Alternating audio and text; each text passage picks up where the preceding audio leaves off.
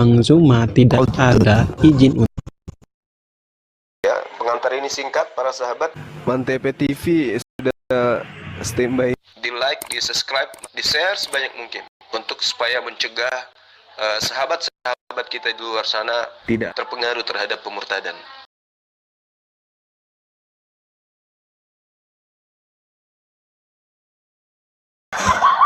Jangan kamu ketawa ya. Jangan ketawa. Karena kau bernarasi liar tetapi kau tidak tahu ya. Hukum dan ketetapan ya, hukum Taurat itu diturunkan kepada bangsa Israel ya. Kami yang Kristen sekarang ini tidak perlu taat kepada hukum Taurat itu lagi karena Yesus telah menggenapi, telah membatalkan hukum Taurat itu. Ini yang saya tanya, apa hubungannya saudara? Tunggu. Diam dulu, nanti aja. Apa hubungannya Kristen dengan hukum Taurat? Kenapa justru kamu mengatakan kami tidak taat lagi? Memang sejak kapan hukum Taurat itu untuk kamu? Ya kami iya, tidak taat lagi. Memang sejak kapan hukum Taurat itu untuk kamu? Kapan? Nah, oke ya. Maksudmu apa? Saudaraku, kenapa saya menjelaskan Torah? Karena Al-Quran saya memberikan legitimasi itu. Wa min qablihi kitabu Musa imama wa rahmah. Wahada kitabu musaddiqul lisanan arabiyya liyunziral ladina zalamu wa busyara lil muhsinin. Al-Quran surah Al-Ahqaf ayat 12. Dan sebelum Al-Quran ini wahai Nabiku Muhammad telah ada kitab Musa sebagai petunjuk dan rahmat, dan Al-Quran ini adalah kitab yang membenarkannya dalam bahasa Arab untuk memberi peringatan kepada orang-orang yang zalim dan memberi kabar gembira kepada orang-orang yang berbuat baik. Kamu tahu nggak siapa yang zalim yang dimaksud di sini? Yang dimaksud ya, orang zalim ini adalah orang kafir. Maka saya menjelaskan data ini karena orang-orang kafir yang dimaksud di situ. Kita lihat di dalam Al-Quran surah Al-Baqarah ayat 254. Di situ dikatakan wal kafiruna humuz zalimun, dan adapun orang-orang kafir itu adalah orang-orang zalim. Nah, Taurat datang, Al-Quran datang untuk menguraikan sebagian dari isi Torah agar memberi peringatan kepada kalian orang-orang zalim, orang kafir, Kristen. Jadi kamu nggak bisa membatasi itu. Al-Quran datang menjelaskan tentang Taurat sekaligus sebagai pemberi peringatan kepada orang-orang kafir. Makanya Al-Quran ketika datang menjelaskan bahwa Taurat itu adalah kitab yang diberikan kepada Musa sebagai petunjuk dan rahmat bagi Bani Israel. Nah, apa hubungannya dengan Kristen? Nggak ada hubungannya dengan Kristen. Hukum Taurat itu diambil oleh Paulus ya sebagai tameng untuk melegalkan ajarannya. Ajaran apa itu? Menggantikan perintah Tuhan dengan perintahnya, menggantikan syariat Tuhan dengan syariatnya, menggantikan Tuhan dengan Kristus yang datang kepadanya berupa makhluk roh yang datang kepadanya ketika dia ke Damsyik. Begitu saudara. Jadi tak ada hubungannya Torah itu dengan Kristen. Kristen hanya menggunakan Torah di mulutnya supaya dianggap ia tahu anak dari Israel tahu. Padahal itu hanya alat untuk menipu. Silakan Anda tanggapi pakai data. Silakan Pak Yono. Baik. Ya, saya tanggapi dulu Bang Zuma tentang Paulus ya. Jangan kamu sebut lagi Paulus itu ya nabi palsu dan begini dan begitu ya. Jangan kamu sebutkan di dalam Quranmu itu tafsirnya itu nabi Paulus ya. Nabi Paulus itu adalah utusan Allah SWT. Kau dengar titik ya. Di dalam Quranmu itu ya kau menghina Paulus. Saya di sini tidak mau ya. Rasul Paulus itu ya, Rasul kami ya. Kau menghina dia. Sudahlah, Taurahnya orang dirampok, sekarang Al-Quran lagi mau dirampok. Dengar dulu kamu ya, kalau saya bahas ya. Di dalam kitab itu ya, pendetamu yang lulusan luar negeri suruh ke sini. Dengar dulu yang sembunyi sekali ya. Di dalam kitabmu itu tafsirnya itu ya mengatakan bahwa Paulus itu adalah rasul ya, nabi dari Allah yang SWT itu yang mengutus. Astagfirullahaladzim ya Allah ya kan. Ya, oke satu sekalian aja aku bilang Lukas juga ada dalam Al-Quran. Ya, saya tunjukkan biar kamu tahu ya. Karena iya, silakan. Paulus terus ya, saya tunjukkan ya bahwa tafsiranmu itu ada Paulus adalah nabi yang diutus. Oh, tafsir. Saya juga bisa mentafsirkan kalau itu bom-bom. Kalau cuma tafsir. Namanya tafsir. Sudah lanjut. Mana hukum Taurat ini? Hukum Taurat untuk Kristen itu di mana? benang merahnya ke Kristen hukum Taurat itu di mana?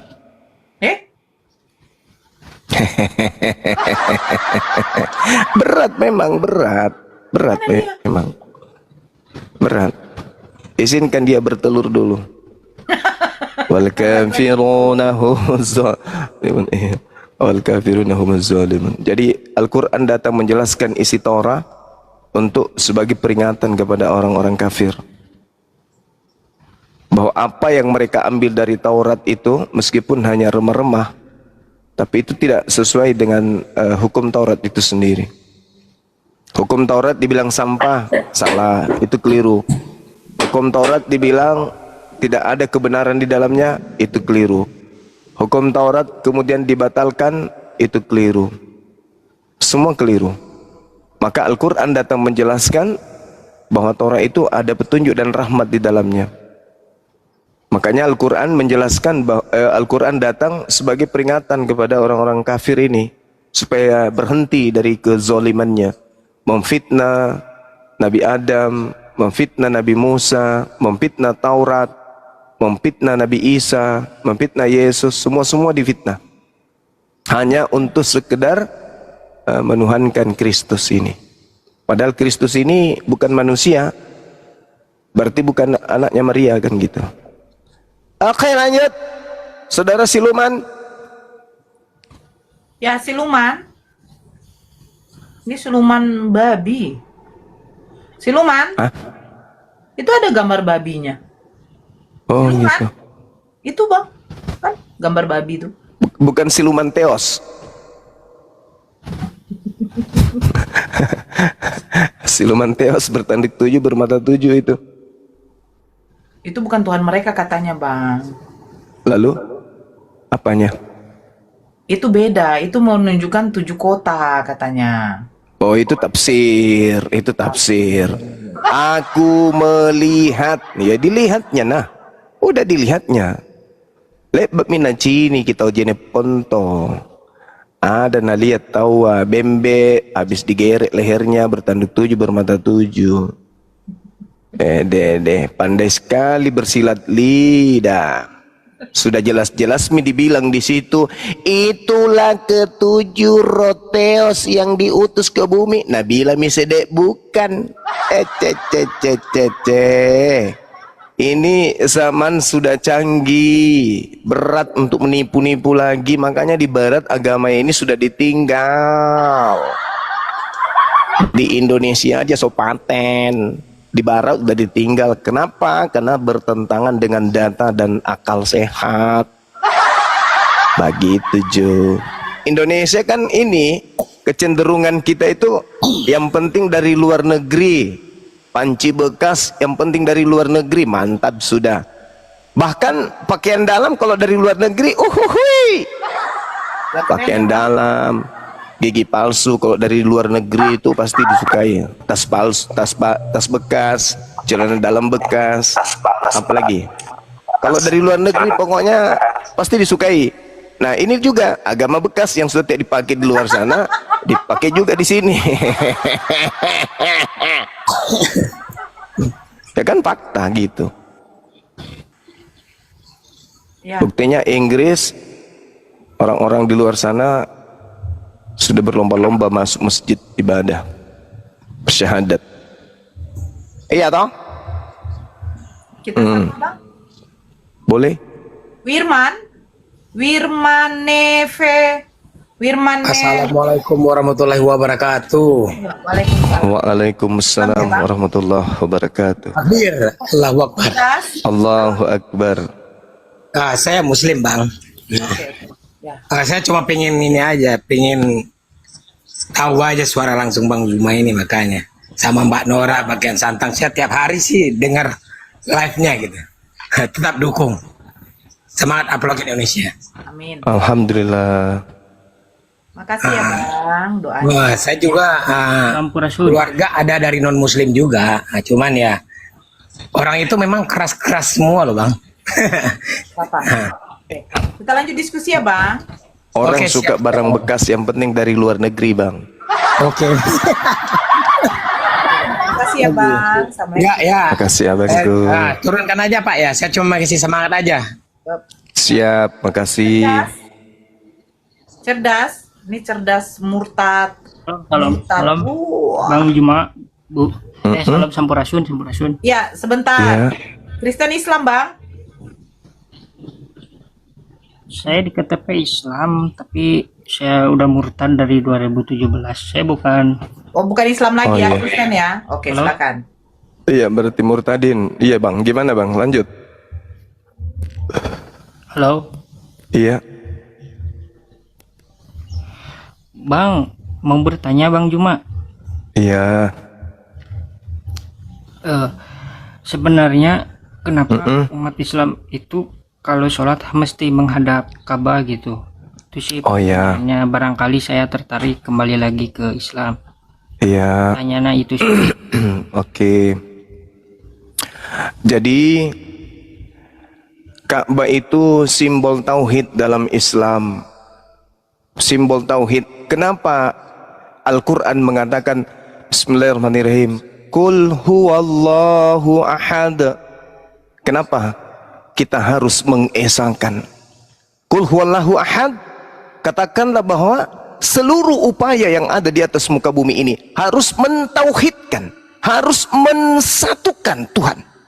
Maka seluruh upaya yang ada dalam kehidupan manusia, apapun itu, harus merujuk kepada keesaan Tuhan. Maka ibadah, cakupan ibadah, puasa hanya tertuju kepada satu entitas saja. Salat hanya tertuju kepada satu entitas saja, yaitu jangankan kemudian niat, gerakan tubuh harus merujuk pada satu titik, yaitu tauhid, mengesahkan Tuhan. Maka arah kiblat dari manapun manusia di bumi ini harus merujuk kepada satu titik saja, yaitu Allah Azza wa Jalla. Maka Islam dalam ibadah pun harus satu titik. Beribadah dari manapun harus satu arah, yaitu menuju kepada hakikat pencipta langit dan bumi semata. Tidak berserak, yang satu menghadap ke kiri, yang satu menghadap ke kanan, yang satu membelakang saling. Enggak, itulah indahnya Islam. Makanya disebut Islam damai. Coba Anda bayangkan kalau dalam satu masjid orang mau ruku sujud seenak-enaknya, apa jadinya? Uhtinora sujud menghadap ke barat, yang di belakangnya sujud menghadap ke timur. Nah, begitu sujud langsung tiarap mereka karena bokongnya besar-besar nih orang. Jadi dalam tata cara ibadah saja Islam itu indah, saudaraku. Andai saja kamu bisa naik ke langit melihat umat Islam itu ibadah, begitu indahnya. Dari ufuk yang paling terjauh dari Ka'bah itu sujud lebih awal, kemudian bergerak seperti kuncup bunga yang sedang tertutup. Begitu juga ketika mereka bangkit dari ruku, mereka seperti kuncup bunga yang sedang mekarnya. Itulah Islam, merujuk kepada satu titik ibadah. Itu yang pertama. Yang kedua, Islam itu sami'na wa ta'na. Islam itu mendengar dan mentaati. Ketika ada perintah dari pencipta langit dan bumi, maka penganutnya disebut muslim. Ma makna muslim? Apa maksudnya muslim? Muslim itu adalah orang yang tunduk kepada perintah pencipta langit dan bumi, tidak membantah. Sekiranya diperintahkan salto, salto. Sekiranya diperintahkan renang, renang. Tapi diperintahkan sujud menghadap ke Baitullah, ke Baitullah, ke Bait El. Jadi Islam ketika ada perintah, sujudlah kamu menghadap ke Baitullah, maka kami sujud. Tak ada perlawanan, kecuali orang yang suka membantah Tuhannya, diperintahkan kemudian sujud, tapi mereka tidak sujud, malah salto-salto. Saya kira begitu, Bung. Bang, terus kenapa Bang kalau misalkan ada orang gitu kritik misalkan kepada Nabi Muhammad ya, itu sampai dihalalkan darahnya? Saya kan pernah katanya ajaran rahmatan ilal alamin ya. Iya. Harusnya kan mengampuni gitu. Kenapa di Oke. Baik. Yesus itu, Nabi Isa itu sejatinya ketika diutus ke tengah-tengah kaumnya Bani Israel, yang harus berlaku sesuai dengan titah yang ia bawa adalah orang Israel seluruhnya kudu wajib percaya kepada Nabi Isa alaihissalam. Yesus kudu wajib dipercaya oleh seluruh Bani Israel. Itu tujuan dia datang kemudian di tengah-tengah manusia, kaumnya Bani Israel. Tetapi kaumnya jauh lebih sangar, kaumnya jauh lebih bengis, kaumnya jauh lebih kemudian pembangkangannya malah lebih daripada setan. Maka Yesus harus pergi meninggalkan dunia tanpa harus menuntaskan ajarannya. Begitu juga Nabi Musa. Sekarang Nabi Musa mana ajarannya? Tunjukkan mana kitabnya Nabi Musa. Nggak ada lagi. Adapun di kalian itu hanya terjemahan dari Alexandria pada abad ketiga, bukan kitabnya Nabi Musa lagi. Tidak ada yang sanggup menjaga kitabnya Nabi Musa. Kenapa? Karena kaumnya mayoritas pembangkang terhadap Nabi Musa dan tak ada pembelanya. Kemudian Yesus datang. Yesus juga mengalami hal yang sama. Tak ada pembelanya, malah pengikut-pengikutnya juga terpedaya oleh Kristus palsu yang mengaku Yesus.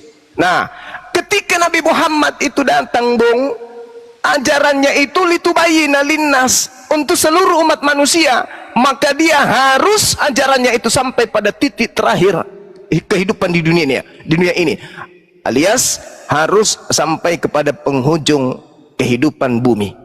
Makanya coba Anda lihat di dalam Kisah Para Rasul 3 nomor 22 nomor 23. Bukankah di dalam kitab Taurat Musa dikatakan, apa katanya di situ?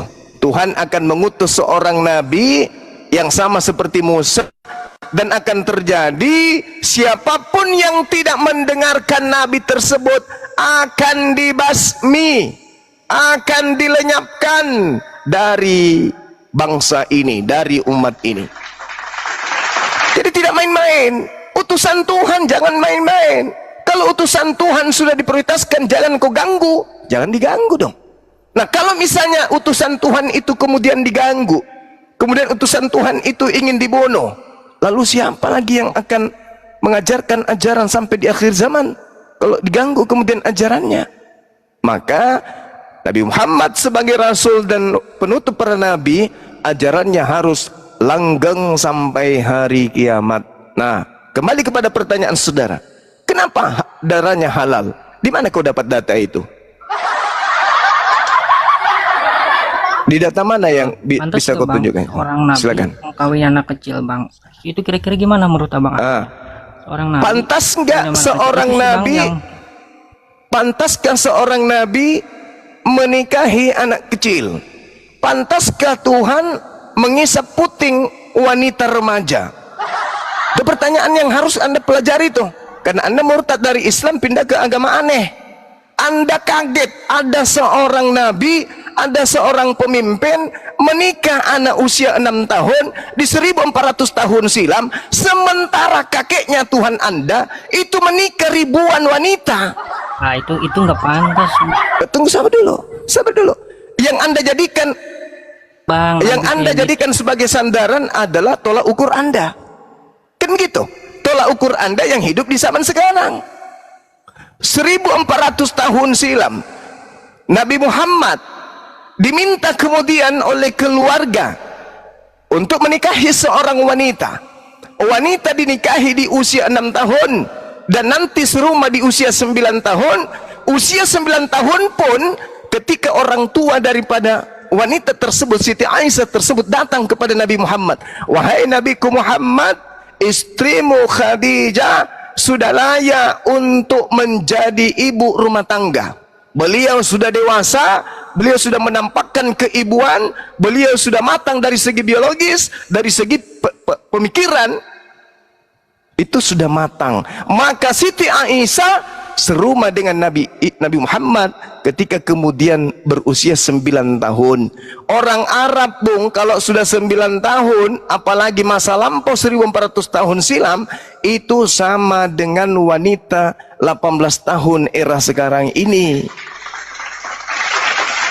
Sama. Kemudian satu, sabar dulu. Tidak ada hukum yang dilanggar. Kemudian tidak ada yang keberatan. Lalu kemudian tidak ada tidak ada dosa yang diakibatkan dengan hal tersebut. Dan yang terpenting kemudian, hikmat daripada pernikahan Siti Aisyah dengan baginda Rasul Muhammad sallallahu alaihi wasallam, Siti Aisyah menghafalkan 2000 hadits lebih yang berkaitan dengan kewanitaan. Lalu Anda siapa mau keberatan seperti itu? Sedangkan pastor pendeta banyak kita temukan di barat sana, banyak anak-anak kecil yang menjadi korban pedofil. Kenapa Anda tidak layak, tidak mengatakan ini layak enggak? Sedangkan mereka Anda sebut dengan apa? Anak-anak Tuhan. Nabiku cuma nabi, bukan anak Tuhan. Pendeta pastor anak Tuhan, tapi ratusan kemudian kita temukan ya kejadian-kejadian yang sangat-sangat memalukan. Pastor pendeta orang-orang suci katanya anak-anak Tuhan, tetapi pedofil, bahkan banyak anak-anak laki-laki yang mereka gauli korban sodomex, banyak korban sodomex. Dan sekarang Anda coba lihat, sabar dulu, Anda kan bertanya, sekarang coba Anda lihat, siapa agama yang menghalalkan nikah sesama laki-laki? Agamaku, agama yang dibawa oleh nabiku, atau agamamu? Ayo, pikirkan aja dulu itu. Anda jangan lihat oknum, saudara. Kalau Anda melihat oknum Nabi Muhammad, bisa nggak kamu menceritakan hari demi hari kehidupan Paulus? Ketika dia usia, sebelum dia dikandung, setelah dia dikandung, setelah dia dilahirkan, setelah dia kanak-kanak, setelah dia remaja, kemudian dewasa. Ada cerita tentang Paulus? Ada? Supaya saya bisa membandingkan dengan nabiku. Mana tahu dia pernah menyodomi kambing? Mana tahu dia pernah memperkaos kemudian nenek-nenek usia 80 tahun? Kita nggak tahu, dia tidak punya sejarah. Mana sirah kehidupan Paulus? Ada? Mana tahu dia home sex? Faktanya dia tidak nikah. Jangan-jangan dia gay. Loh, kok bisa bingung gitu? Ya sekarang buktikan mana sejarah hidupnya Paulus. Ada nggak? Loh, bapaknya aja kita nggak tahu siapa bapaknya. Orang-orang Yahudi tidak ada yang menerimanya sampai hari ini sebagai rasul. Hanya kalian aja yang di luar daripada Yahudi yang menerimanya. Nah, kalau kembali kepada pertanyaan Anda, kalau Nabi Muhammad Anda katakan kemudian itu tidak becus, itu pandangan saudara. Anda lihat di dalam bilangan 31 nomor 17-18. Di situ perintahnya boleh menikahi, boleh mengkawini, boleh mengambil wanita yang baru lahir hari itu juga. Anda baca kitab Anda itu, kitab yang Anda rampok dari agama Yahudi. Di dalam kitab bilangan 31, boleh mengambil anak yang baru lahir untuk dijadikan sebagai milikmu. Rampasan perang berupa wanita yang masih perawan, boleh kau ambil untukmu. Nah, Siti Aisyah bukan rampasan perang, tapi bilangan 31 rampasan perang. Anak-anak kecil yang masih perawan bisa kau pakai untukmu, meskipun masih pakai jari-jari telunjuk aja dulu, karena masih bayi, masih usia 2 hari, 1 bulan, 3 bulan, 4 bulan, pakai jari-jari aja dulu, cek. Nah, tunggu sampai di setahun. Tapi kalau kau sudah tidak bisa tahan, ya terserahmu lah sampai dia mati. Kan banyak kuburan-kuburan bayi ditemukan toh di gereja-gereja barat, di halaman-halaman gereja barat, bagian belakang gereja mereka banyak kuburan bayi diterima toh. Jangan-jangan bayi itu ya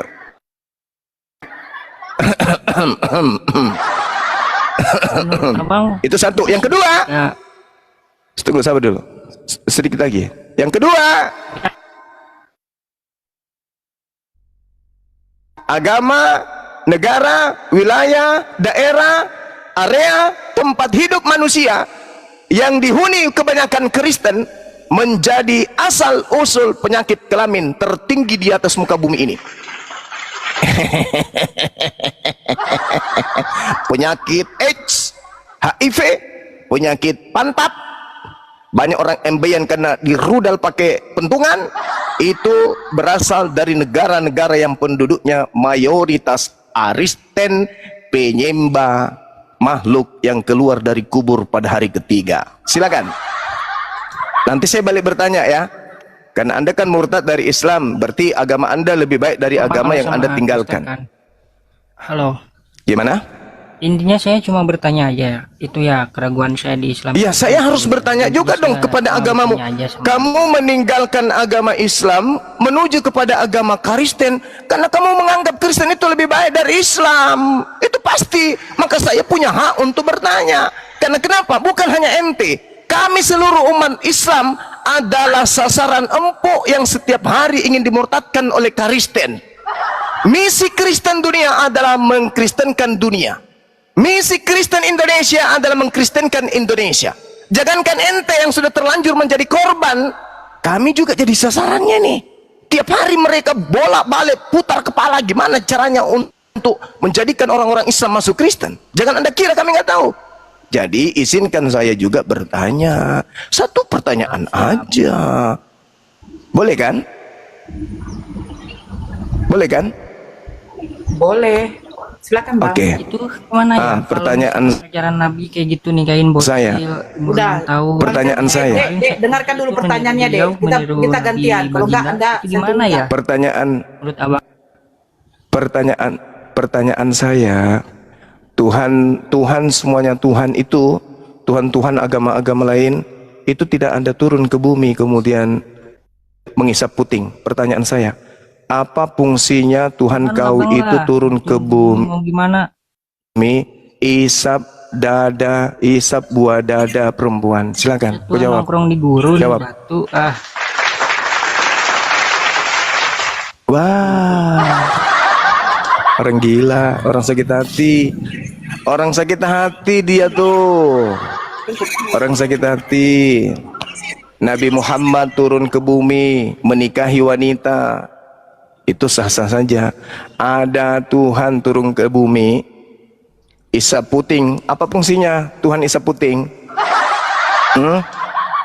Fungsi Tuhannya Kristen isap puting wanita itu apa?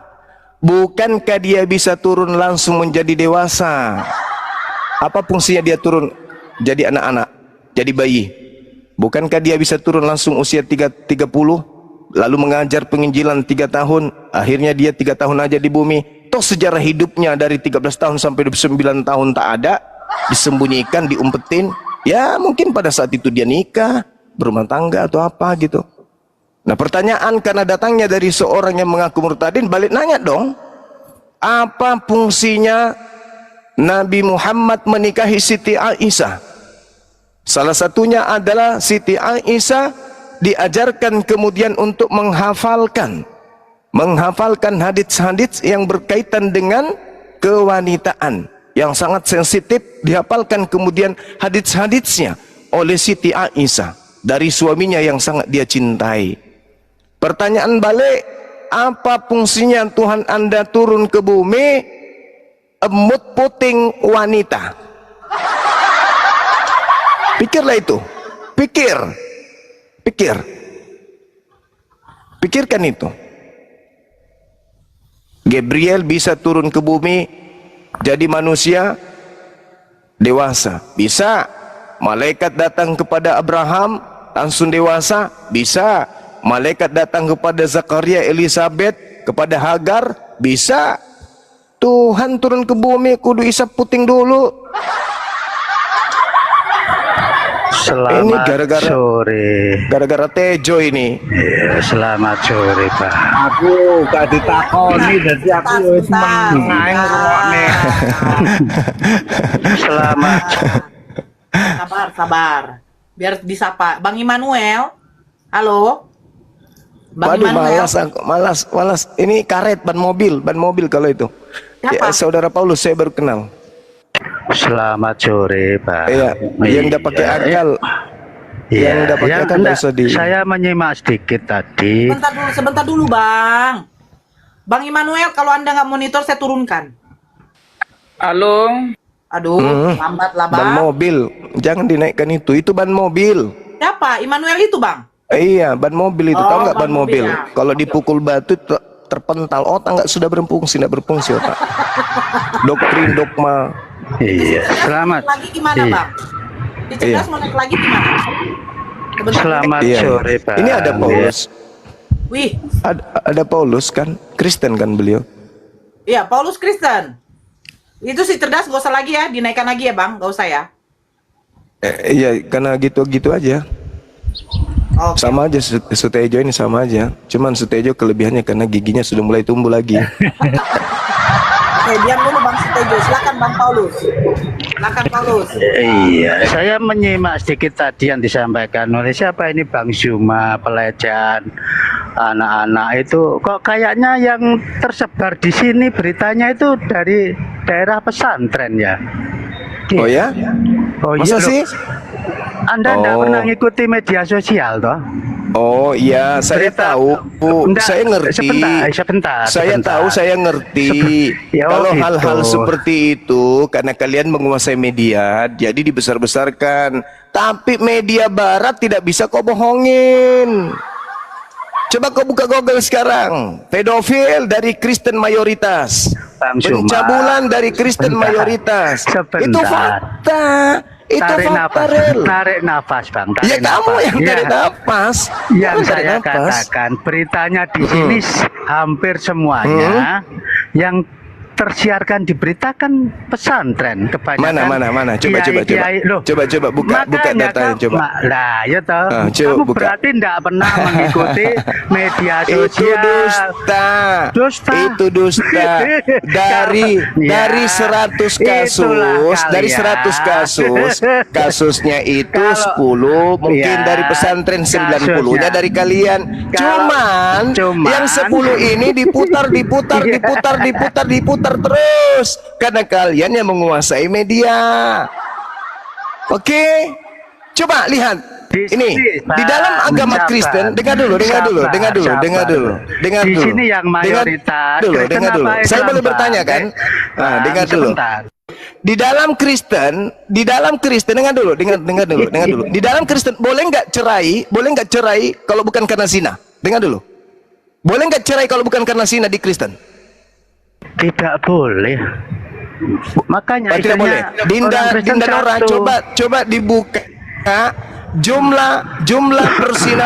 jumlah umat Kristen yang cerai tahun 2024. Coba dibuka. Coba dibuka ya. Ingat ya, di dalam Kristen tidak boleh cerai kecuali karena berzina. Nah, jumlah perceraian di dalam agama Kristen tahun 2023 atau 2024. Kita lihat berapa orang berzina di Kristen selama setahun. Yang terdata ya. Oke.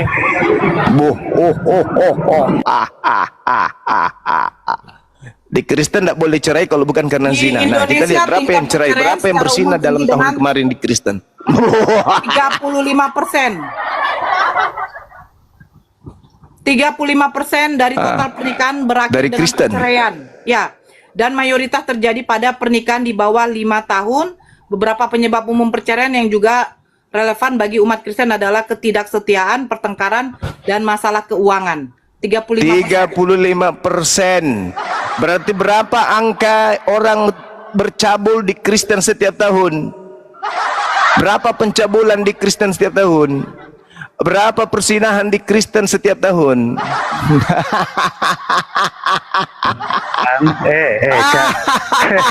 Kamu Satu lagi, ya.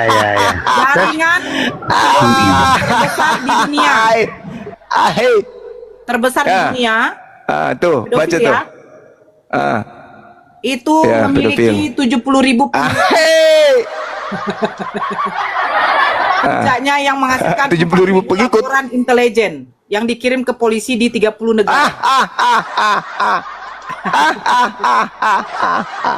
Di Inggris,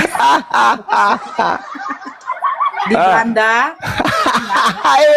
semua ya, Australia, Italia, Kanada, Selandia Baru, dan Thailand. Di Indonesia tidak 240 melakukan tersangka. itu karena malu-malu. Sudah apa Karena belum? Indonesia mayoritas Islam mayoritas Ya. di Indonesia, jadi Ya. Kristen tidak mau terlalu berani.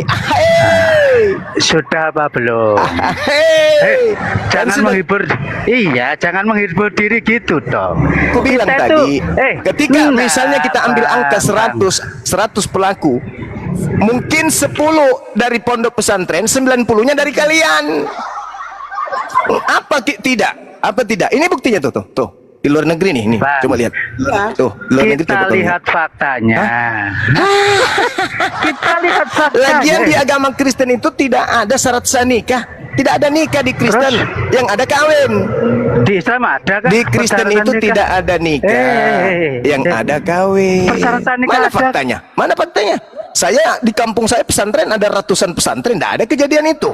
Cuman kalau ada kasus satu persatu itu manusiawi, itu oknum. Iya. Itu oknum. 200 Tetapi di dalam agama Anak yang dilecehkan. Bang, kamu satu, tidak ada syarat sah nikah. Bang. Kedua, tidak ada batasan di agamamu, tidak ada batasan usia pernikahan. Di agamamu tidak ada batasan laki dan perempuan. Itu di agamamu. Di agamamu semua boleh, tidak ada yang haram di agamamu. Bang. Laki sama laki boleh di agamamu. Perempuan sama perempuan boleh di agamamu.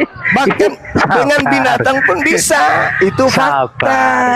Sabar, Bang, sabar. Kamu tidak Iya. kasih data sedikit pun. Iya. Jadi penduduk Indonesia 80 sekian persen dibanding 6%, ya pasti kecil lah kalau dari kalian 6% coy. Kami 87% dibandingkan yang 6%. Yang 6% aja dalam setahun itu mereka bercerai karena bersundal, itu berat. Sudah. Jaringan. Kok 8 Anda mendengarkan ada begitu, itu wajar, kami mayoritas di sini. Nah, sedangkan nilai kalian hanya 6% aja. Pencabulan dan perceraian di mana-mana Iya, terdengarkan. Saifuddin Ibrahim sang penghujat iya. bersina, Agatha bersina, pendeta yang ketahuan ada tai lalat di nonotnya bersina. Siapa lagi? Ya. Mana lagi? Ayo. Sudah Malu sudah apa dia. belum? Kasihan Dewa. Sudah apa belum? Kasihan Dewa. Sudah apa belum? Kasihan Dewa. Sudah apa belum? Apa yang kamu ingin Boleh katakan? saya Apa yang tanggapi ingin kau tidak? katakan? Nah, kamu ngomong apa? Bang, berita. Nah, silakan, silakan. Berita, kenyataan yang di televisi itu Berita, mayoritas kenyataan. kiai melecehkan santrinya. Iya, kami 86% coy. Iya, Kami 86%. 86%. Makanya, Kami ya, 86%. Loh, ya, Dan begitu, itu begitu. oknum. Tidak Berarti- sama di dalam agamamu. Memang perintah pencabulan. Berarti kalau Memang ada mayoritas perintah untuk bersundal di ajaranmu. Ajaranmu memang ada bersundal perintahnya. Kalau di begini, Islam ada yang melakukan itu, berarti itu oknum. Itu bukan ajaran agama. Sedangkan di agamamu itu memang perintah. Aku tidak akan menghukum anak-anakmu perempuan atau menantumu kalau mereka berzina, mereka bersundal. Lahirkanlah anak-anak sundal. Itu perintah di dalam agamamu. Marilah kita menikmati sampai pagi karena suamiku lagi dalam perjalanan. Itu perintah dalam agamamu. 87% Islam di Indonesia, bandingkan yang cuma 6%. Lalu Anda ingin menghujat Islam karena ada kejadian seperti itu. Nah, itu angka perceraian. Apa itu namanya itu? Di Kristen dilarang bercerai kalau tidak karena berzina. Ayo. Lina Tidak Jaya, seorang misionaris, anak Tuhan, gembala suci. Ayo, melakukan perzinahan kepada berondong. Itu yang nampak di permukaan. Tidak nampak di permukaan, kenapa? Karena memang sudah jadi kebiasaan. Kalau di Islam terjadi hal begitu, langsung manas, langsung tersebar. Karena kok bisa ya? Kok bisa kak? Kok bisa ya? Kan ini Islam, kok bisa terjadi seperti itu? Orang semua heran, maka menjadi pusat perhatian. Tapi kalau yang terjadi di tengah-tengah kalian, itu mah biasa aja, itu hal lumrah, bukan lagi hal yang mengagetkan. Tapi kalau Islam yang melakukan, wow, seketika naik ke puncak. Kenapa? Karena itu tidak terbiasa, karena bukan ajaran Islam. Tapi kalau di agamamu melakukan hal seperti itu sudah satu paket, coy. Jadi orang sudah tak kaget lagi. Contoh misalnya, ada manusia bisa berbicara. Kaget nggak orang ketika ada orang manusia bisa berbicara? Kaget nggak? Nggak kaget. Nggak kaget. Tapi seketika ada ayam yang berbicara, orang seluruhnya pasti kaget karena menyalahi kodrat. Islam kodratnya itu la taqrabuz zina, tidak boleh berzina. Tiba-tiba ada yang berzina, maka kaget seluruh dunia. Wajar kalau tersebar isu-isu atau informasi-informasi ada persinahan atau ada pencabulan, karena Islam tidak sepaket dengan ajaran seperti itu. Tapi kalau dalam agamamu ada kayak begitu, itu sudah terbiasa, bukan hal baru. Kadang kenapa media-media barat itu dari saya kecil selalu mempertontonkan aurat, selalu mempertontonkan hal-hal vulgar, selalu mempertontonkan hal cabul. Artinya dalam konsep keagamaanmu berdasarkan pemeluknya, hal pencabulan itu adalah makanan siang dan malam. Oke? Betapa banyak pendeta, pastor yang kesandung kasus-kasus seperti itu. Lihat piti-piti saya. Oke? Jadi saudara-saudara, tadi anak itu karena sakit hati melihat kesempurnaan Islam, iri dengki, jadi mencoba untuk melakukan penipuan-penipuan dengan memutarbalikkan fakta yang ada di lapangan. Islam 86%. Ketika kemudian ada yang terjadi hal sedikit menjadi riak, pasti menjadi besar. Tapi kalau di mereka hal seperti itu terjadi, ya itu makanan sehari-hari kok. Begitu Jongana. Oke, silakan dilanjut lagi. Saya tunjukkan satu ini ya Bang ya, boleh ya? Silakan. Ya. Nah ini ceritanya nih Islam ya, yang menikah dengan ini nih. Seorang pria Australia bernama Joe Gus menikahi anjing peliharaannya. Bah. Nah, ini kira-kira bagaimana? Bah. Ya, mungkin karena segala sesuatu boleh, segala sesuatu halal. Itu ada di Korintus ya? Korintus ya Bang? Oh gitu ya, oke. Iya. Ben, Dalil. kita nggak yang khusus, Sedangkan orang yang melakukan persinahan tertulis dalam kitab suci, masa kita nggak bisa melakukan? Tuh buktinya ada. Marilah kita memuaskan birahi sampai pagi, karena suamiku tak ada di rumah, lagi dalam perjalanan panjang jauh. Masa dalam kitab suci bisa? Masa kita nggak bisa praktekin? Bisa dong. Jadi yang sopanten. Nah kalau di Islam ada melakukan seperti itu, mana dalil pembenarannya? Nggak ada. Di Islam nggak boleh. La taqrabuz zina, jangankan berzina, mendekati zina saja itu nggak boleh. Kalau kita berbicara mengenai hukum Islam. Nah kalau di Kristen,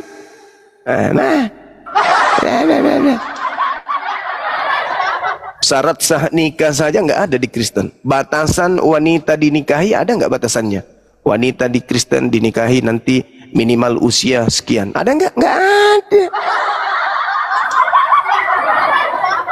Nggak ada. Bahkan bilangan yang tadi kalau mereka gunakan sama seperti perpuluhan, kitabnya Yahudi dipakai sebagai dasar pijakan pemungutan uang di gereja, maka dia juga bisa menggunakan data bilangan 31 itu. Kenapa tidak?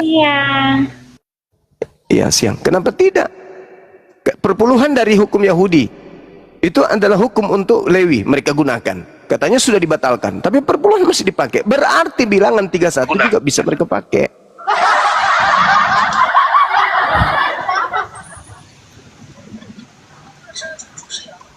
Saya sapa boleh Bang? Lanjut. Saya asar dulu dek, silakan di ini. Aduh, udah Asar dulu saya. Lah, kan kita waktunya sama. Enggak Bang, di Medan kan jam 3:30. Iya kan? Jam 3. Di Medan 3:30 Bang. Masa Medan asar 3:30? Iya, di sini 3:30. Oh gitu. Oke lah kalau begitu. Lanjut aja dulu. Oke. Benny Panjaitan. Selamat siang Bu, sore. Oh sore, agama apa Dek? Saya Kristen. Oh ya, silakan ditanggapi tadi dari narasi Bang Zuma. Saya baru naik sebenarnya lihat judulnya ini. Lalu soal yang berzina itu tuh kan nggak ada perintahnya yang marilah kita itu kan yang di Amsal.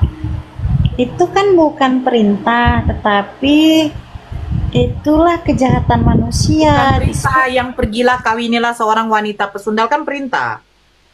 Ya, tapi kan itu ya betul itu tapi khusus kepada Nabi Hosea, bukan perintah kepada seluruh makhluk. Gitu ya.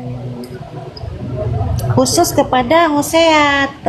Tetapi yang marilah kita memuaskan itu kan itu bukan perintah tetapi adalah perbuatan jahat manusia yang diceritakan oleh Alkitab gitu. Alkitab menceritakan bagaimana manusia itu berbuat jahat. Tetapi itu kan dikecam oleh Tuhan gitu. Sebentar. Akang, monitor Akang. Monitor. Akang. Yuk. Akang apa dulu kasih saya waktu dulu 10 menit. Apa? Akang lanjut dulu bentar. Di sini lagi ajan, Bunda. Oke. Ya, silakan Beni. Jadi apa yang mau kau apakan? Ini temanya ini aja, adakah kebenaran dalam Taurat? Tadi yang dinarasikan Bang Zuma itu karena membantah tuduhan dari Kristen tadi yang mengatakan diperbolehkan nggak mengawini bocil. Nah, sementara di dalam kitab kalian sendiri, tolak ukur seorang perempuan kalau yang boleh kawin itu umur berapa? Kan tidak ada. Itu yang pertama. Yang kedua, sahnya syarat pernikahan di dalam Kristen itu ada nggak? Nggak ada juga. Nah, tapi kalian menyinggung soal pernikahan Nabi Muhammad kepada Siti Aisyah gitu loh.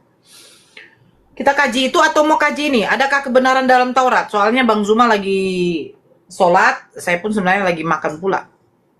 Gimana, Beni? Saya mau tema aja Kak. Ini adakah kebenaran dalam Taurat? Oke, adakah kebenaran dalam Taurat? Ya. Ya tentu ada. Tentu ada. Apa hubungan Taurat dengan Kristen? Taurat ini kan kitab yang atau hukum yang diturunkan kepada Nabi Musa untuk ditaati Oleh bangsa Israel pada masa itu. Nah, tetapi hubungan dengan Taurat Kristen ini, apa? Hubungan dengan Kristen? Ya, hubungannya dengan Kristen bahwa di hukum Taurat ini ada nubuat ataupun ya nubuat tentang kedatangan ya Allah sebagai manusia begitu. Makanya Kristen juga ya mengimani Taurat karena pada masa Yesus datang ke dunia itu Taurat juga masih dia baca, masih dia ajarkan di sinagog. Jadi kalian pelaku hukum Taurat? Tapi pertanyaan saya kan enggak, kalian pelaku hukum Taurat? Ya, tapi kan hukum Taurat itu kan ada bagian-bagiannya, Kak. Bukan, saya tidak tanya bagian. Kalian pelaku hukum Taurat atau tidak? Iya, tentu kami masih melakukan 10 hukum Taurat, yaitu 10 hukum moral. Nah, kan kalau hukum Taurat itu terbagi atas Sebentar, saya tidak tanya macam-macamnya. Nggak percaya, saya nggak tanya. Galatia 2 nomor 21. Ya. Sebentar. Kalian kan katanya pelaku hukum Taurat. Aku tidak menolak kasih karunia Theos, sebab sekiranya ada kebenaran oleh hukum Taurat, maka sia-sialah kematian Kristus.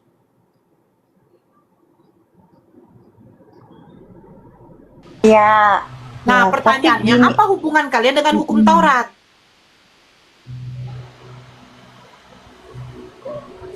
Ya, hubungannya begini Kak Nora. Nah, kan udah saya katakan, Kristen beriman kepada hukum Taurat, Zabur, yang masih dibacakan oleh Yesus ketika dia datang ke dunia. Nah, di dalam Taurat itu kan ada nubuat tentang kedatangan Yesus. Nah, tetapi kan mau tidak mau Kak Nora harus mengetahui hukum Taurat itu kan ada terbagi 3. Saya nggak tanya terbaginya, Dek. Iya, tapi kan begini, itu Kalau kamu, sebentar, Dek. Kalau kamu itu hidup dalam hukum penjelasan Taurat, saya. kalau kamu hidup dalam hukum Taurat, Galatia 5 nomor 4 dikatakan gini, kamu lepas dari Kristus jikalau kamu mengharapkan kebenaran oleh hukum Taurat, kamu hidup di luar kasih karunia. Ya. Jadi kamu nih sebenarnya Gini, boleh nggak aku saya bilang, Kristen ini apa hubungannya dengan hukum Taurat? Karena hukum Taurat itu bukan untuk Kristen. Gini Kak Nora, boleh nggak aku menjelaskan dulu supaya Kamu menjelaskannya pakai data loh, deh. Tadi saya sudah tunjukkan Galatia 2 nomor 21, Galatia 5 nomor 4.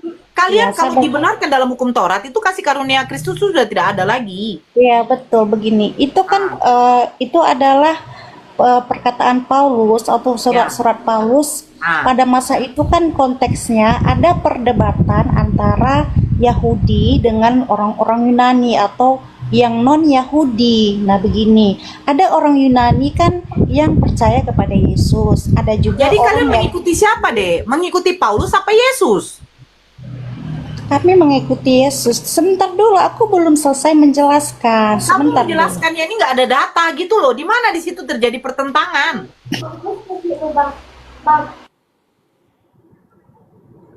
Gimana sih?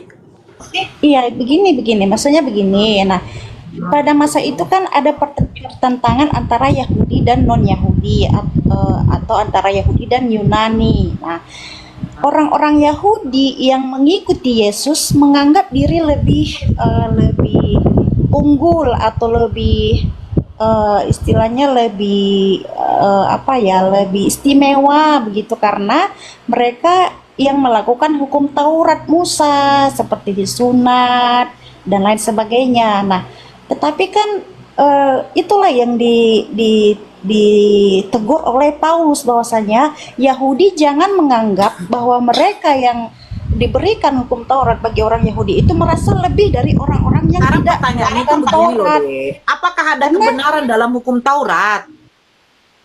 Ya tentu ada kebenaran.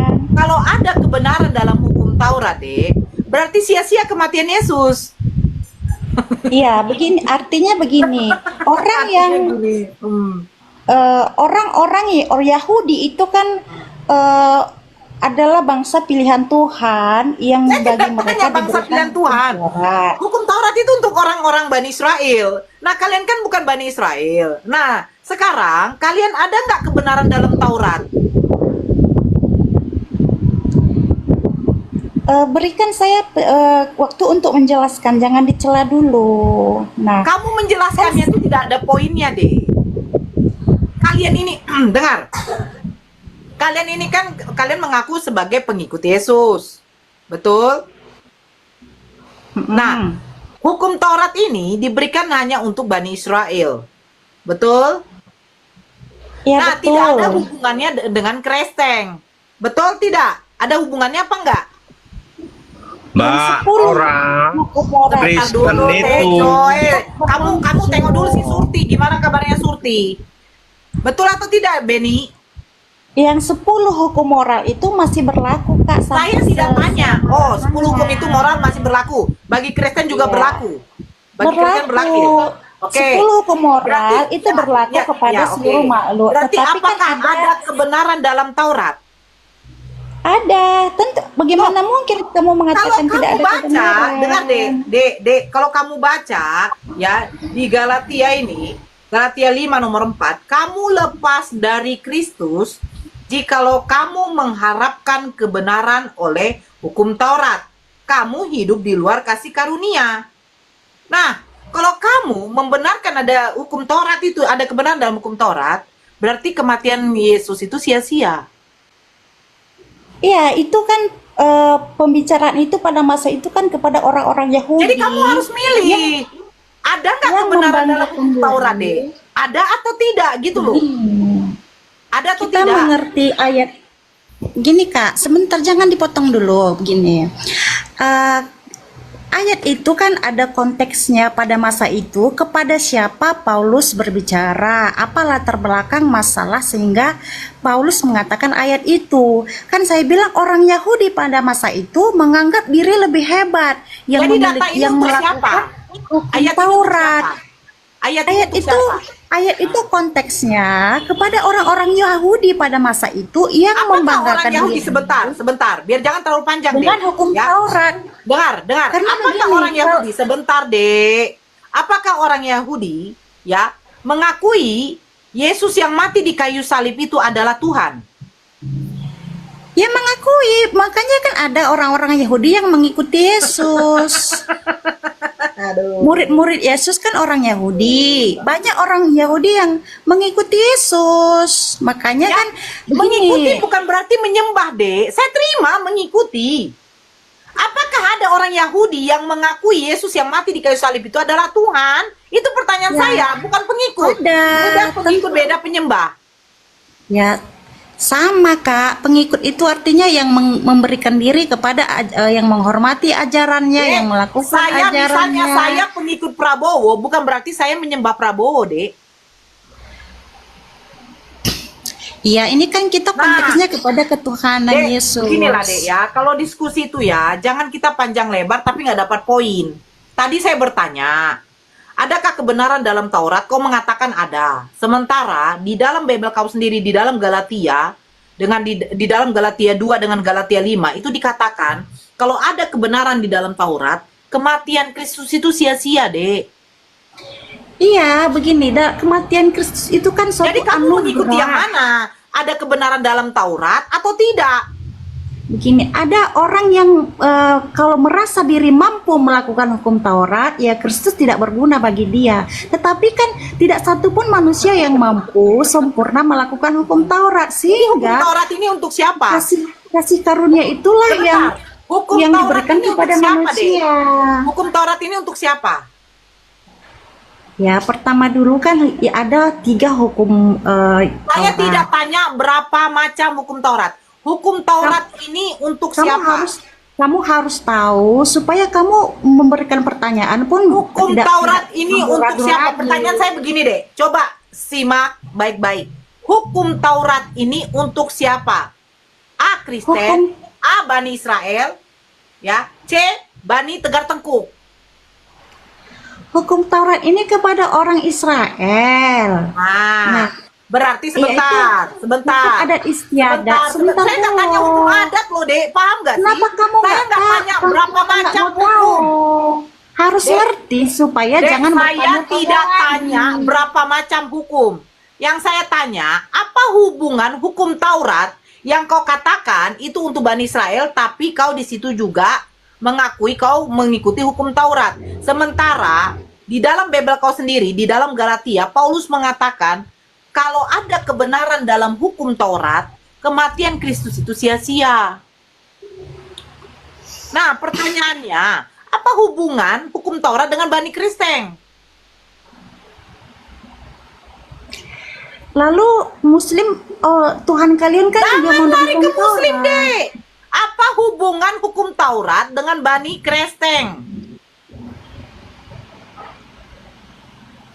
Kristen itu menyempurnakan dari hukum Taurat. Biar kau menyempurnakan, kau melakukan hukum Taurat, kematian Kristus sia-sia.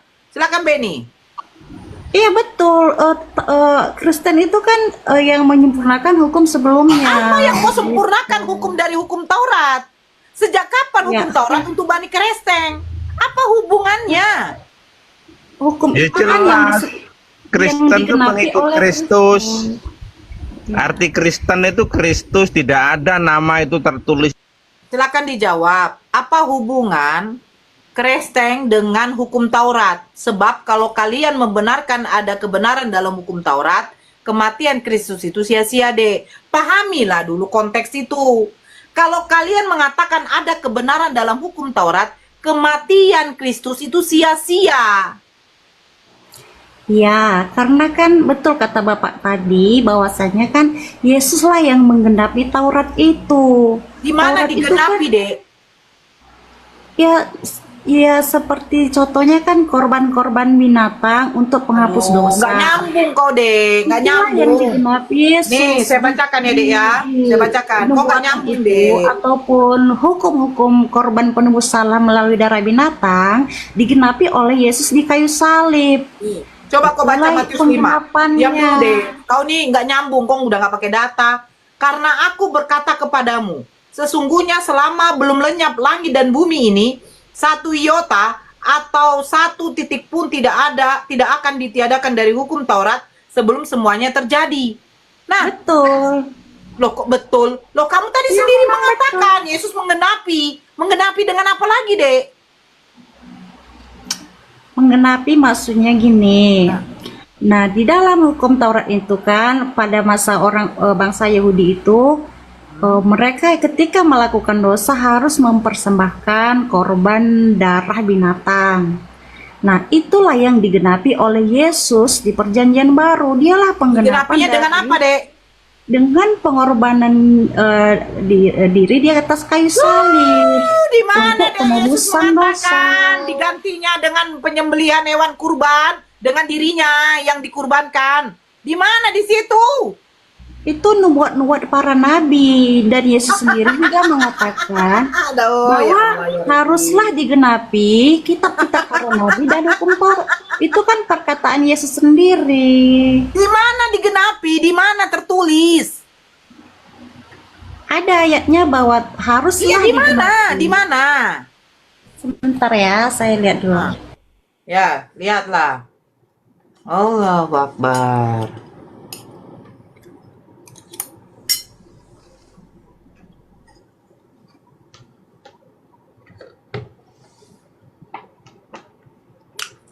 Bang, cepat bang. Bun, Akang makan dulu ya, Bun. Baru pulang dari masjid. Aku belum siap loh. Sama, Akang baru pulang dari masjid. Makan dulu bentar. Oke.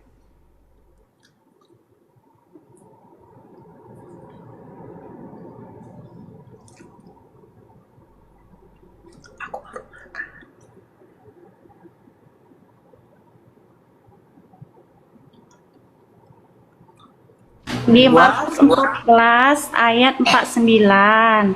Kisah Berapa? 1 ayat Berapa, Dek? Markus 14 ayat 49. Oke. Bentar, 149 ya. Kisah 1 ayat 16 juga ada. Bentar dulu, sebentar. Banyak ayatnya, Padahal, banyak. Tiap-tiap hari aku ada di tengah-tengah kamu mengajar di bait Allah. Dan kamu tidak menangkap aku, tetapi haruslah digenapi yang tertulis dalam kitab suci. Apa yang apa? Astagfirullahaladzim. Kamu tahu nggak pertanyaan saya apa, Dek? Baca aja terus, baca. Jangan berhenti di Kamu satu tahu ayat. nggak pertanyaan saya ini apa? Ya, coba ulang dulu, Dek. Pertanyaan Coba. kakak ini apa, Dek? Coba baca dulu pelan-pelan, Nggak, lalu tunggu dulu. jangan Kamu tahu nggak berhenti di satu pertanyaan ayat. saya ini apa? Pertanyaan saya ini kamu tahu nggak apa? Tahu. Apa? Apanya yang digenapi? Kan gitu pertanyaanmu. Bukan, yang saya tanya, di mana Yesus mengatakan ya, penyembelihan hewan sebagai bentuk penghapusan dosa itu diganti dengan manusia yang digantung di kayu salib. Di mana? Di dalam altar, di dalam Nah, dalam. Beni, saya bantu. Markus 10:5. Bukan Markus, Galatia 3 pasal 13. Di situ tuh. Coba baca. Aku baca Markus 10:5. Karena anak manusia juga datang bukan untuk dilayani, melainkan untuk melayani dan memberikan nyawanya menjadi tebusan bagi banyak orang. Astagfirullahaladzim, ya Allah. Nah, gitu. Aduh. Lalu memangnya Tuhan kalian membenarkan Taurat, Zabur dan Dek, Injil? saya kan Mengapa bertanya, kalian Dek, menghina? di mana penggantian hewan kurban itu, ya, itu dengan cara menggantikannya manusia itu disalibkan, Dek. Ada Ini tebusan apa? Memberikan nyawanya menjadi tebusan apa? Kalau Ini tidak tebusan salah, apa, Dek? di Tesalonika ntar ya, bentar. Aduh.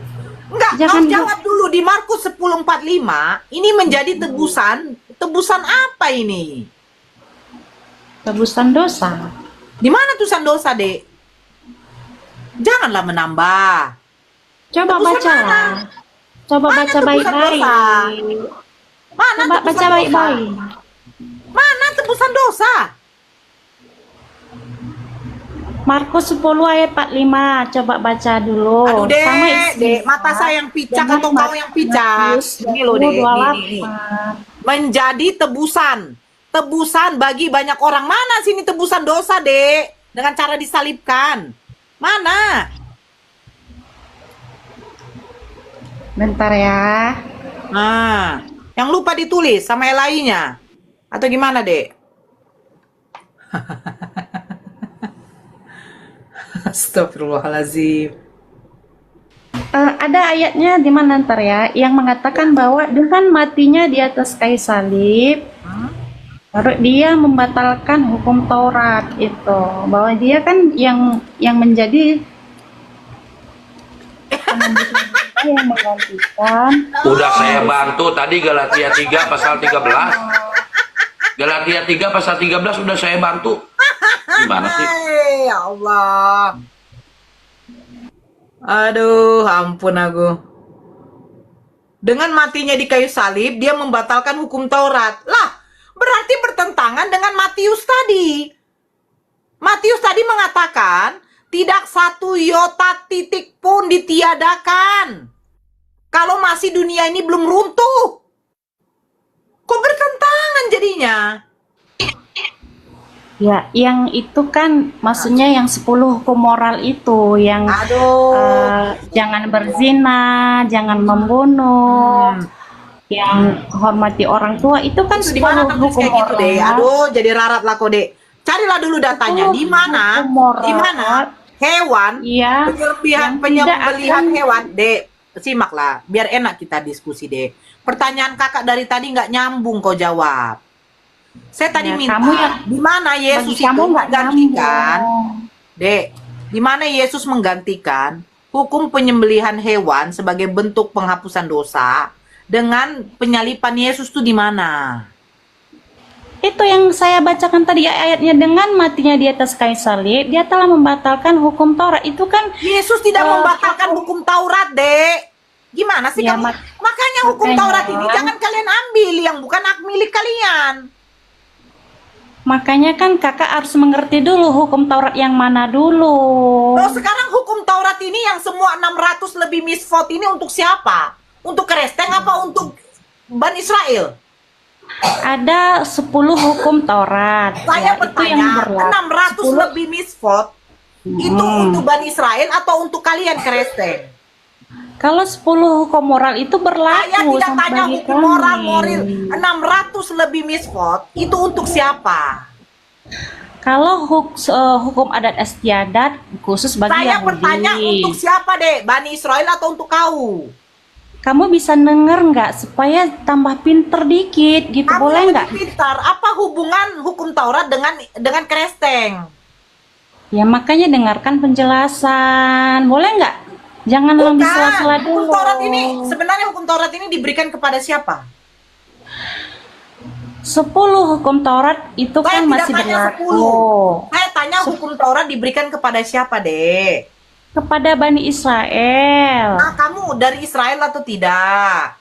Saya bukan orang Israel. Terus kenapa? Apa hubungan kau dengan hukum Taurat kalau kau bukan Bani Israel? Karena Yesus yang menggenapi hukum Taurat itu, dan Apakah siapa yang Yesus kenal Kristen, Dek? siapa percaya kepada Saya bertanya, Yesus apakah Yesus kenal Kristen? secara tidak langsung sudah melakukan hukum Taurat itu, karena dia Apakah berkuasa Yesus atas kenal hukum Kristen, Taurat. Dek? Apakah Yesus kenal Kristen? Kristen itu kan sebutan untuk yang mengikut Yesus. Apakah Yesus kenal Kristen? Saya bertanya.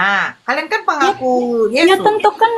dia tentu kenal kami. Dia Mana kan Yesus Allah kenal yang Kristen, Maha Dek? Kuasa. Di mana Yesus Dia- kenal Kristen? Mukjizat apa yang dilakukan untuk Kristen, Dek? Dia melakukan untuk Bani Israel itu, bukan untuk Kristen. Mukjizat apa yang sudah dilakukan Yesus kepada kalian?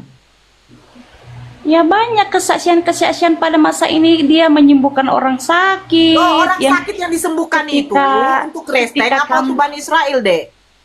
Ya untuk orang yang percaya kepada Yesus sebagai Saya Tuhan dan bertanya, Juru ketika dia Selamat. melakukan mukjizat, Dek, dia melakukannya itu di Bani Asia apa di Israel sana? Yesus kan masih berkuasa sampai selama-lamanya. Dia tidak Tanya berhenti itu. Ketika Yesus melakukan mukjizat, mukjizat. kira-kira mukjizat yang dilakukan, dia menunjukkan kepada Bani Israel atau kepada Kristen? Orang-orang Israel kan ada juga yang menjadi pengikut dia. Ngerti nggak? Ngerti nggak ini? Bertanya itu. Saya bertanya, mukjizat yang dilakukan oleh Yesus itu ditunjukkan kepada Bani Israel atau kepada kalian?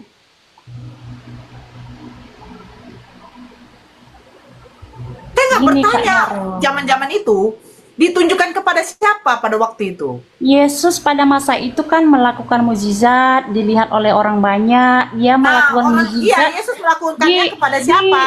di hadapan semua bangsa-bangsa, sehingga yang mengikuti dia kan ada dari orang Yahudi yang percaya sebagai untuk Bangsa mengikuti apa, dia Dek? sebagai Tuhan. Ada dari Bangsanya, Dek. Saya penasaran. Bangsa. ada dari Samaria, orang Yesus Yunani, bangsa apa saja? Sebutkan orang bangsa-bangsa mana? Semua bangsa-bangsa. Romawi, dari bangsa Bangsa apa? Persia, ada Mesir, ada dari Samaria, Yunani, Romawi. Bangsa-bangsa pada masa itu kan Oh ya, bangsa eh, Indonesia ada nggak, Dek? banyak yang mengikut Yesus. Iya, bangsa Indonesia ada nggak, Dek? Pada masa itu bangsa Indonesia belum ada, Kak Nora. Jangan bodoh, Kak Nora. Jangan bodoh, Kak Oke. Nora. Coba kamu Kasihan buka aku Lukas 7, Dek. kau. Oke, buka Lukas 7, Dek. Lukas 7, Bangsa Dek. Indonesia kan baru ada tahun berapa? Kau kok Dek, tanya 2000 buka tahun Lukas lalu 7, Dek. Indonesia Buka belum Lukas 7, ada. Dek. Setahun Buka Lukas kali 7, lah Dek. kau agak bodoh Buka, dikit ya iya, kan? buka Lukas 7, Dek. Iya, pintar buka Lukas 7. Lukas 7. Ya, Lukas 7 nomor 17. Silakan. Dia di bangsa Persia, mungkin ada yang di situ ya, bangsa Persia, bangsa Roma ya. Silakan dibaca. Lukas 7 nomor 17.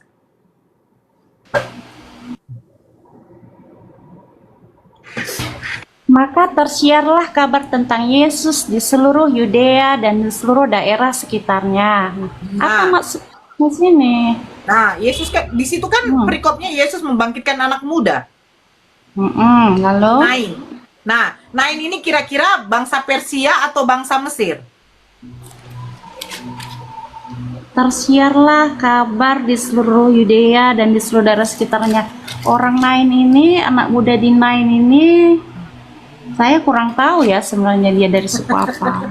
Terus kau mengatakan Yesus membuat mukjizat di seluruh disaksikan seluruh bangsa-bangsa. Itu dari mana datanya, Dek? Bangsa-bangsa maksudnya di situ dari suku-suku begitu. Ada dari Samaria, ada Romawi, Dek, kalau kau ada tadi Persia, dengar Dek. ada Dengar dulu, Dek. Mesir. Kau dengarlah dulu ya. Kau tadi mengatakan seluruh bangsa-bangsa, sekarang kau mengatakan suku-suku.